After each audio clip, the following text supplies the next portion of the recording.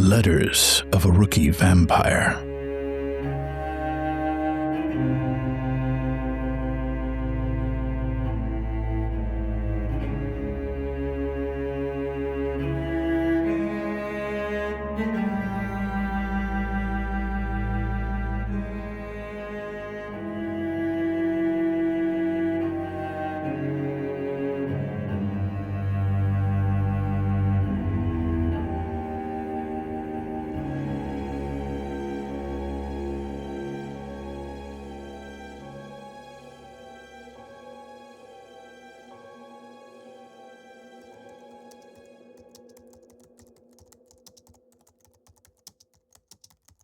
Dear friend, how do you even find a vampire in this city?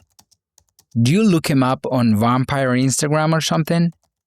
I don't even know if that's a real thing. So my only option was to go back to Blackbird Park and hope to run into one. Remember what Melisa told me?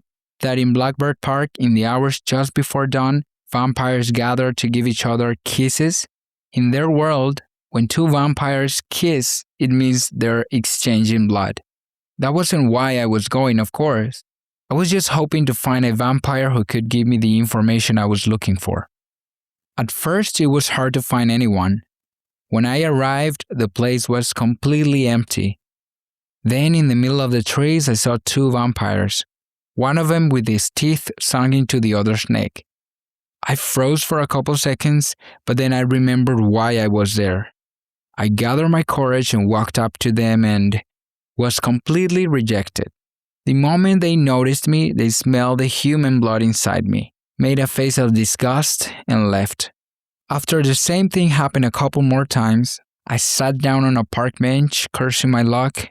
I was just about ready to give up when he appeared out of nowhere. Victor, what are you doing here? I was about to ask you the same thing. I spent the whole night trying to talk to a vampire, but they all leave the second they see me. Good. Some vampires truly despise the human essence you still carry. What would happen if one of them mistook you for a hybrid? It's just that Without warning, Victor sat down beside me and pressed his forehead against mine, closing his eyes and letting his warm breath brush against my face. It all happened so fast I didn't even have time to react. His lips were so close to mine, and then... Reading your mind isn't easy. There's a lot in there. Oh. You already have the blood you need to return to normal, and now you want to know where Emmanuel lives so you can challenge him to a duel? You're an idiot. I can't abandon Melisa. After what she forced you to do? If Emmanuel finds out what you're doing, assuming he doesn't already know... I'm aware of that. Then why? Haven't you heard? I'm an idiot. Victor stared at me, puzzled for a couple seconds, and then he started to laugh. Tommy and I always spend Christmas in Richmond, Virginia. If you survive, you're welcome to join us. Now vampires celebrate Christmas? That's a new one. And I laughed too. It was the first time we'd ever had a conversation that felt so simple. I think we had finally started to see each other for who we really were. And I liked that. I wish I could do more than just tell you where Emmanuel lives. Don't worry. Believe it or not, these past few nights I've been feeling pretty well. Even so, you'll probably still be short on strength. If you want, you can give me a kiss. What? I was talking about you drinking my blood. You must be kidding. You're kidding, right? I am not. I can give it to you. Victor, are you sure about this? Go ahead. Drink from me. I didn't know how to react in that moment. I was surprised, grateful, drawn to him. Just to help me, Victor was willing to let me.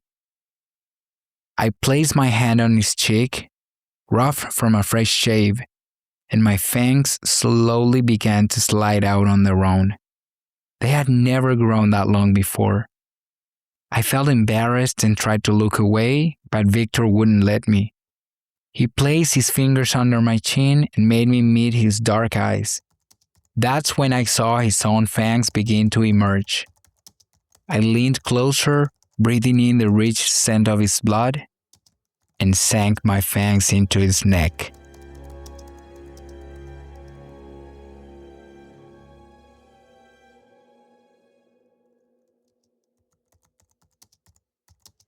Dear friend, it feels as if the confidence I had when I first became a vampire has returned to me. I haven't doubted what I have to do for even a moment. I returned to Blackbird Park, sword in hand, wearing a green shirt. I was ready for the duel. A little while later, Emmanuel arrived, dressed in his black uniform. Melisa followed behind him, wearing her usual red dress and a stake clutch in her hand. It was strange to see her, not just because some time had passed, but because her expression was different. Her head was lowered, the spark in her eyes barely there. I wanted to go to her, but Emmanuel raised his sword and blocked my path. So you actually came. When you showed up at my mansion the other night to challenge me, I couldn't decide whether you were the bravest turned one I'd ever met, or simply the dumbest. Don't tell me you want to marry Melisa now, too. I just think she's too young to be the wife of a blowhard. The stupid smile on Emmanuel's face faded away. And here I was thinking of giving you one last chance. But running you through with a stake sounds far more satisfying. The duel began. Emmanuel and I traded thrusts and cuts. With a powerful strike, Emmanuel forced me back. I kept my guard up. I was already exhausted, but I wasn't about to give in. You're the same mediocre turned one, the same failed human. And yet, I'm still standing. The mocking look on Emmanuel's face vanished once again. The vampire raised his sword and, baring his fangs like the fiercest demon, charged at me. With another strike, he knocked the sword from my hand and drove his blade straight toward my heart. But I caught the blade with my bare hands, stopping the tip before it could pierce my chest. The sharp edge slicing into the flesh of my palms was merciless. My own blood was making it hotter and hotter to hold on to my enemy's blade. When Melisa and I are married, I'll lock her away in the attic of my mansion. She'll only come out to give me children. Children who will come for your family, and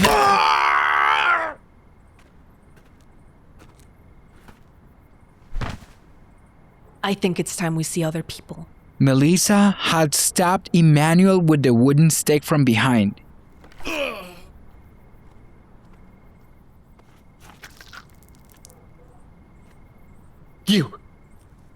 You actually staked me. Emmanuel's body began to dry up, turning to ashes as he collapsed to the ground.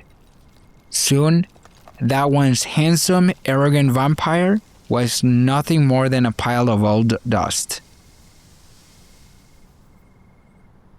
Is he really dead? I mean, completely dead? Yup. Ugh, deader than our engagement. But what about the rules? The traditions? I'm done with them. It's time I start making my own traditions. Starting with marrying whenever I want, whoever I want. Well, I should get going. Going? As soon as they learn I killed the clan leader with the most valuable blood, the council will demand my head. Or worse, my parents will look for another fiancé. Then tell him it was me, that I defeated him fair and square in the duel. Sorry, I'm too old to play pretend. Where will you go? I've heard Boston is beautiful. Who knows? Maybe I'll premiere my Vampire Girl play there. What about you? What's your plan? I don't know. Being a vampire isn't so bad. You save a lot on groceries, you can fly, and sometimes you even make a good friend or two. Still as cheesy as always. But you're right. And, while you figure it out, would you like to come with me? I wouldn't mind a traveling companion. How about we talk about it over dinner? My treat. Sounds like a plan. Dear friend, and so my adventures in New York come to an end. I don't think I'll be writing again for quite some time. Don't get me wrong, I still love writing, but I want to find out what else I can do. But if something happens that's worth telling, something I simply can't keep to myself, I will write you a letter. Your good friend, Ramiro.